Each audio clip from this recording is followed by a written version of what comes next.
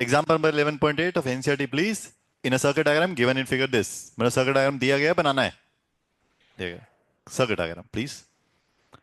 Suppose the resistance R1, R2, R3 have values of 5 ohm, 10 ohm, 30 ohm respectively, which have been connected to a 12 volt battery.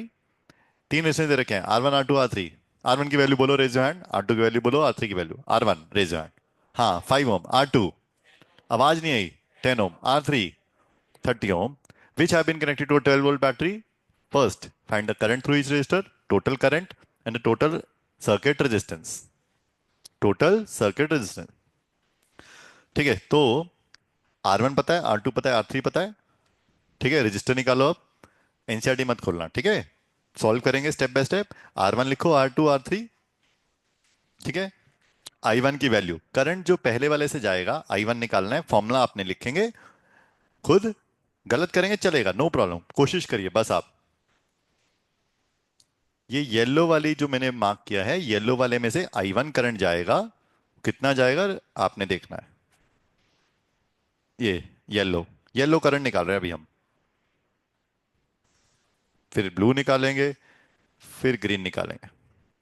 Yellow current, I1 का formula. पहले R1 लिखो, R2 लिखो, R3 लिखो। I1 का formula, I1 का formula raise your hand जी please. Formula I1 का, I1 का फॉर्मूला। हाँ जी बोलो।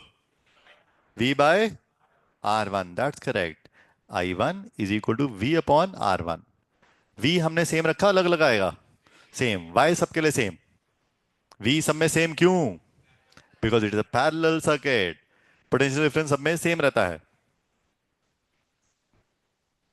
वैल्यू डालो, I1 की वैल्यू निकालो छेती। Raise your hand, how many done? I1, I1, I1, good good good. I1 हाँ कितना है? V 12 upon 5 ampere, that is 2.4 ampere. Done, 2.4 ampere. Go ahead. I2 blue वाला निकालो, I3 ग्रीन वाला निकालो, छेती करो। तीनों करंट निकालो पहले तो, फर्स्ट स्टेप। उसने बोला था current through each resistor, current through each resistor I1, I2, I3, तीनों करंट। गुड गुड, निकालो। फिर टोटल करंट निकालो, फिर टोटल रेजिस्टेंस। तीन स्टेप्स। I2 निकालना, करंट थ्रू ब्लू वाला। I2 is equal to V upon R2। V बोलो जी। 12 upon R2 10, that is 1.2 ampere. I3 V upon R3, that is 12 upon 30, that is 6 2 जा 6 5 जा 2 upon 5, that is 0.4 ampere. Correct. तीनों आ गए? किसके मैच हो गए तीनों प्लीज? तीनों गए। नेक्स्ट जी, टोटल करंट निकालना है। टोटल करंट कैसे निकलेगा? तीनों का सम। तीनों का सम कर दिया। तीनों का सम कितना आ रहा है? 4 एम्पियर। किसका मैच किया 4 एम्पियर प्लीज?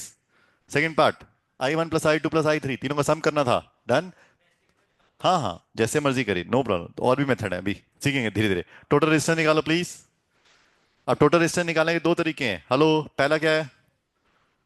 आर पैरेलल के फॉर्मूला से 1 upon R P equal to 1 upon R1 plus 1 upon R2 plus 1 upon R3। दूसरा, I is equal to, or R P is equal to this V divide by this I। Oh sorry, ये नहीं। I कौन सा लेना है? Total current, ये वाला। RP दो तरीके से निकल सकता है, ठीक है, दोनों लिख लेना रजिस्टर में प्लीज। पहला V upon I, V upon I करके, और दूसरा 1 अपॉन आरपी से। Both are correct. हम आरपी निकाल रहे हैं। हेलो, दोनों फॉर्मूला से निकल सकता है। किसको समझ में आया प्लीज? ठीक है, लिख लो अच्छे से। लिखोगे तो समझ में आएगा, बिना लिखे नहीं समझ नहीं आएगा। तो हमने आर पैरेलल निकालना था।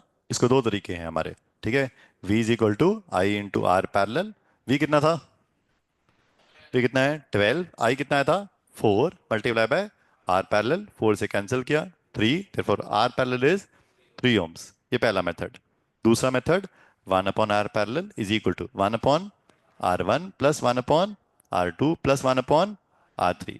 1 upon R parallel is equal to 1 by 5 plus 1 by 10 plus 30, LCM 30 ऊपर, 6 plus 3 plus 1, that is 1 upon r parallel, गलती नहीं करना, therefore 1 upon r parallel is equal to 10 by 30, 1 by 3, गलती नहीं करना, रेसिप्रोकल करना है, r parallel is equal to 3 ohms। वैसे करो, बोथ आर करेक्ट। दोनों मेथड लिखने जरूरी है अभी।